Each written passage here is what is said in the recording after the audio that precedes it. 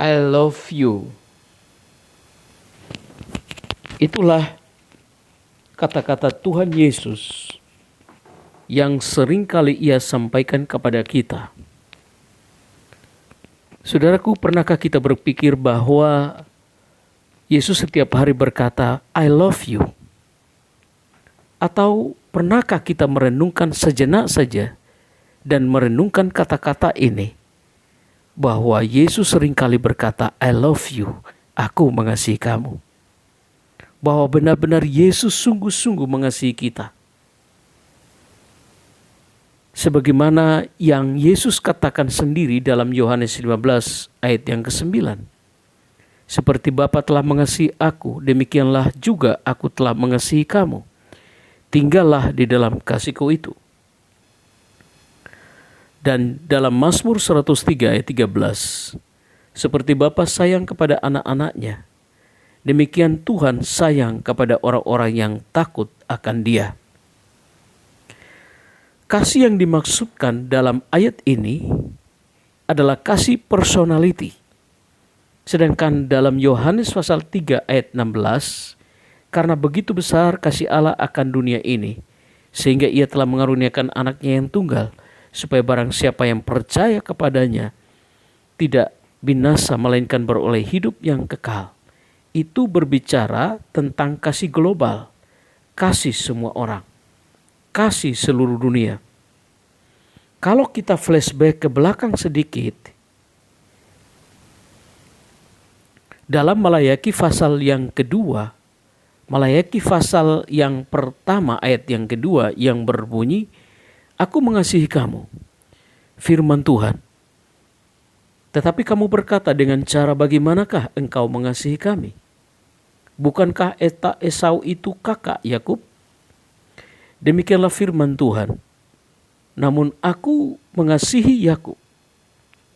Jadi esensi dari ayat ini adalah berorientasi kepada Israel sebenarnya. Karena dari Yakublah kemudian melahirkan kedua belas suku Israel. Jadi kata love, kasih, yang diberikan Tuhan kepada Israel adalah kasih yang sama dan Tuhan yang sama pula, yang disampaikan dalam Yohanes 15 ayat yang ke-9. Seperti Bapa telah mengasihi aku, demikianlah juga aku telah mengasihi kamu. Tinggallah di dalam kasih-Ku.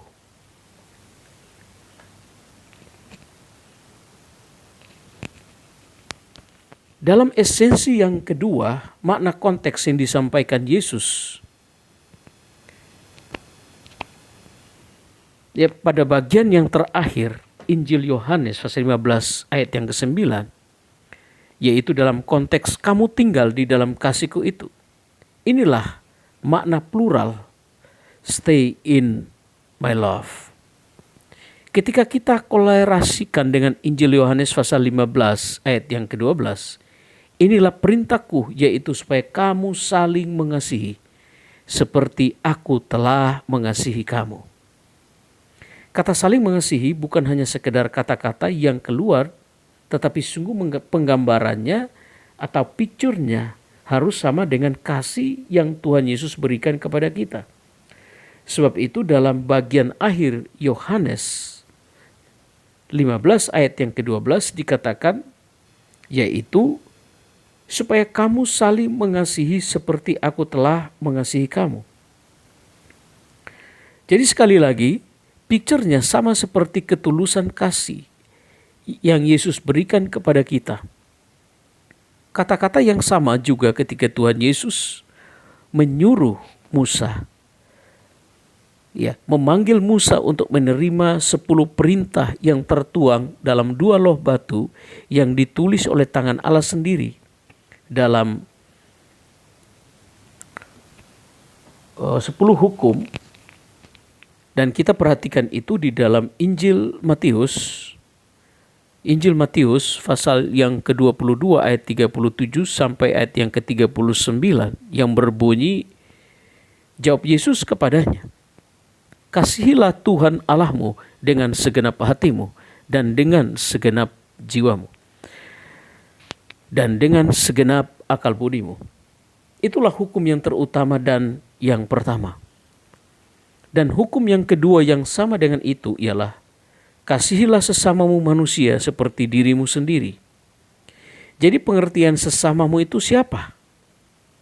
Dia adalah saudaraku Muslim. Dia adalah saudaraku Hindu. Dia adalah saudaraku Buddha. Dia adalah saudaraku Katolik. Dia adalah saudaraku Konghucu.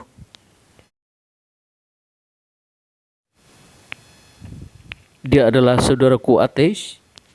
Dia adalah saudaraku semua orang, bahkan yang tidak mengenal Tuhan sekalipun. Intinya, you mengasihi semua orang, bukan membunuh.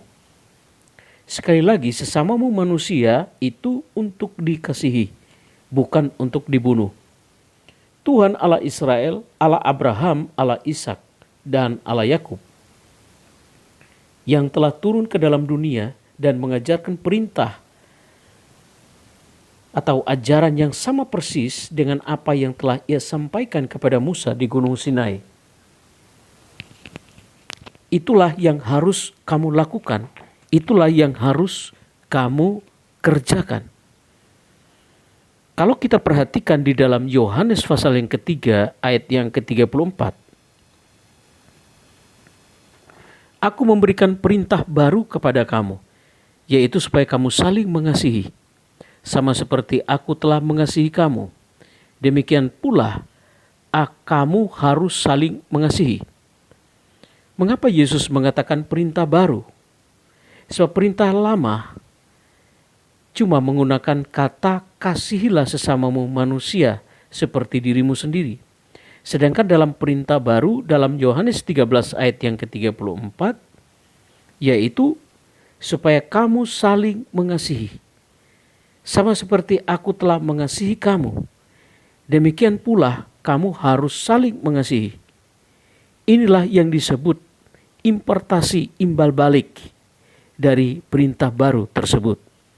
Jadi kata saling mengasihi adalah kata yang disebut sebagai perintah baru. Harus saling mengasihi. Dan inilah bukti kasih Allah yang sangat sempurna. Seperti yang Yesus katakan. Jesus said, I love you. Yesus katakan, I love you. Dan berikut ini kita akan memperhatikan apa bukti nyata saling mengasihi dalam kehidupan kita.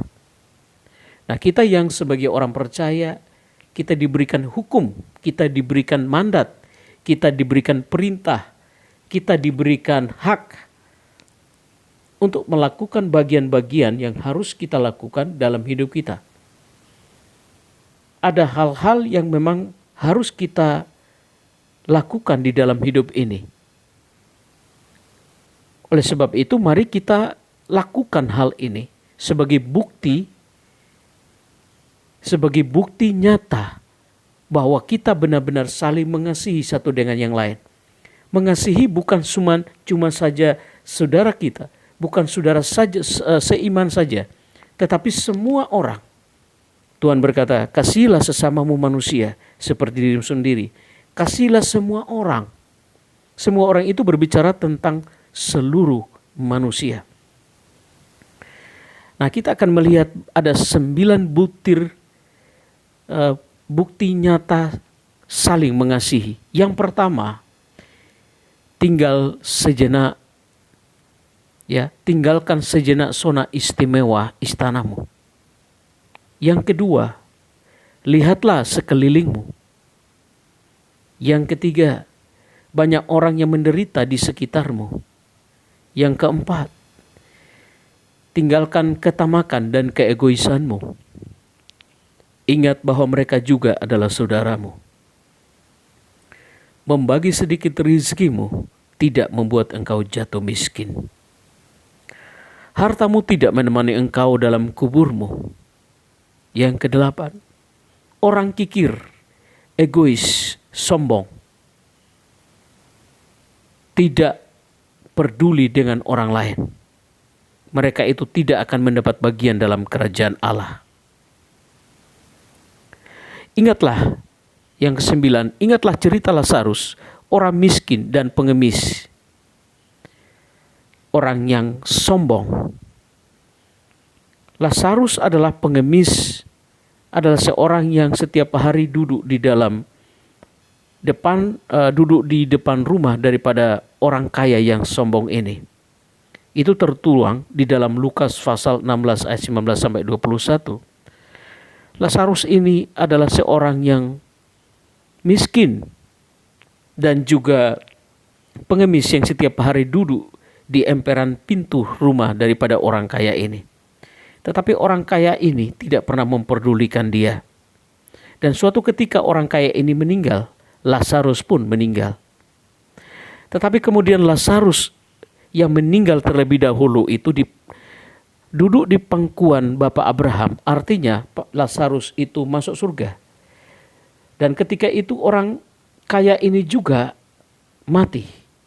Tetapi kemudian dia masuk neraka. Lalu dia berkata kepada Bapak Abraham supaya mencelupkan ujung jarinya. Karena dia sangat kehausan sekali. Jadi artinya orang kaya ini masuk ke dalam neraka. Saudaraku yang saya kasihi dalam Tuhan Yesus Kristus, Tuhan memberikan kesempatan untuk kita lakukan bagian yang baik. Selama kita hidup, selama kita ada di dunia ini. Mari kita melakukan bagian-bagian yang terbaik. Mari kita bukan hanya melihat diri kita sendiri, tetapi juga memperdulikan orang-orang lain yang ada di sekitar kita. Jangan kita berada di zona nyaman yang ada di di kursi nyaman kita, di kursi goyang kita. Tetapi mari kita bergerak dan kita melihat dan memperhatikan mereka juga. Lakukan yang terbaik selama masih ada waktu. Sebab menyesal kemudian itu sudah tidak ada gunanya. Kiranya Tuhan Yesus memberkati kita dan sampai jumpa pada kesempatan berikut.